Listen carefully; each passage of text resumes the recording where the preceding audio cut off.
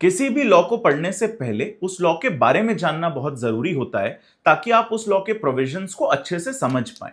भारतीय न्याय संहिता के केस में ये और ज्यादा इंपॉर्टेंट हो जाता है क्योंकि इंडियन पिनल कोड को रिप्लेस करके भारतीय न्याय संहिता फोर्स में आया है। तो इस लॉ का नेचर क्या है, इसकी जरूरत क्या थी, ये सारी बातें समझना आपके लिए बहुत जरूरी है। इसीलिए इस वीडियो में हम डिस्कस कर रहे हैं कि जो भारतीय न्याय संहिता है इसकी जरूरत क्या थी और इसका नेचर क्या है। जैसे ये एक क्रिमिनल लॉ है तो सिविल और क्रिमिनल लॉ में डिफरेंस क्या होता है। भारतीय न्याय संहिता एक सब्सटैंटिव लॉ है तो सब्सटैंटिव और प्रोसीजरल लॉ में डिफरेंस क्या होता है, ये सारी बातें इस वीडियो में हम डिस्कस करेंगे। देखिए, क्रिमिनल मतलब ऐसे रॉन्ग्स जो पब्लिक रॉन्ग की कैटेगरी में आते हैं। रॉन्ग्स दो तरीके के होते हैं, प्राइवेट और पब्लिक। प्राइवेट रॉन्ग्स वो हैं जो सिर्फ एक इंडिविजुअल को इंपैक्ट करते हैं।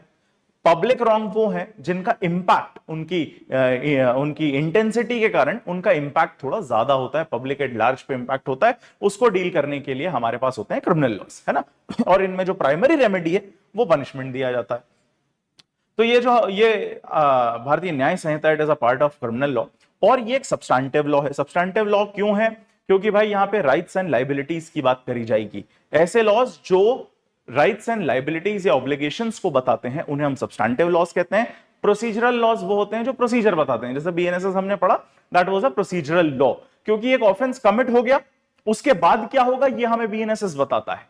और कब एक ऑफेंस कमिट होगा, कौन सा एक्ट एक ऑफेंस माना जाएगा, ये हमें बताएगा हमारा बीएनएस या भारतीय न्याय संहिता। और इसीलिए भारतीय न्याय संहिता इज अ सब्सटैंटिव लॉ।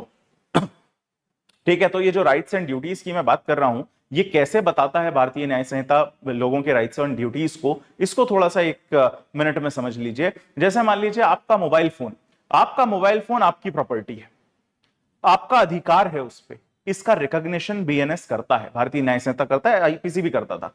जैसे आईपीसी में भी एक ऑफेंस था थेफ्ट, वैसे ही बीएनएस में भी ऑफेंस है थेफ्ट।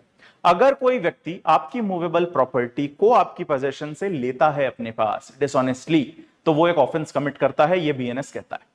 और उसके बदले में रेमेडी भी प्रोवाइड की गई है, यहां पनिशमेंट दिया जाएगा उस व्यक्ति को।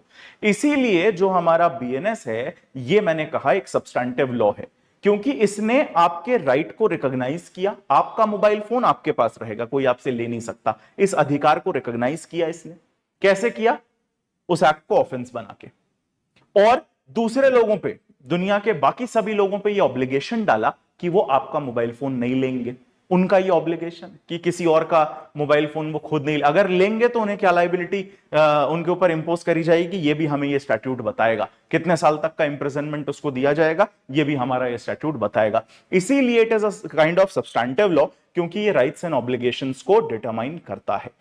ठीक, तो भारतीय न्याय संहिता जो है ये हमारा एक सब्सटैंटिव लॉ है, एक क्रिमिनल लॉ है। अब देखिए, ये जो स्टैट्यूट हम पढ़ने जा रहे हैं, जैसा मैंने आपको कहा कि ऑफेंसेस के बारे में हमें बताएगा, कौन सा ऑफेंस कब कमिट होगा, एक पर्टिकुलर एक्ट कब ऑफेंस माना जाएगा, ये बात भी हमारा ये स्टैट्यूट ही हमको बताएगा। तो देखिए, अब एक चीज यहां पे आपको ये भी समझनी पड़ेगी कि ये जो हम बात कर रहे हैं ऑफेंस की, ये टर्म क्या है।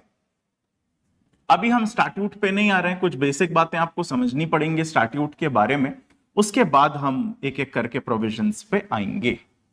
तो अब देखिए, ये जो मैं बात कर रहा हूं कि ऑफेंस बताता है ये स्टैट्यूट हमको ये बताता है कि एक पर्टिकुलर एक्ट कब ऑफेंस कंसीडर किया जाएगा।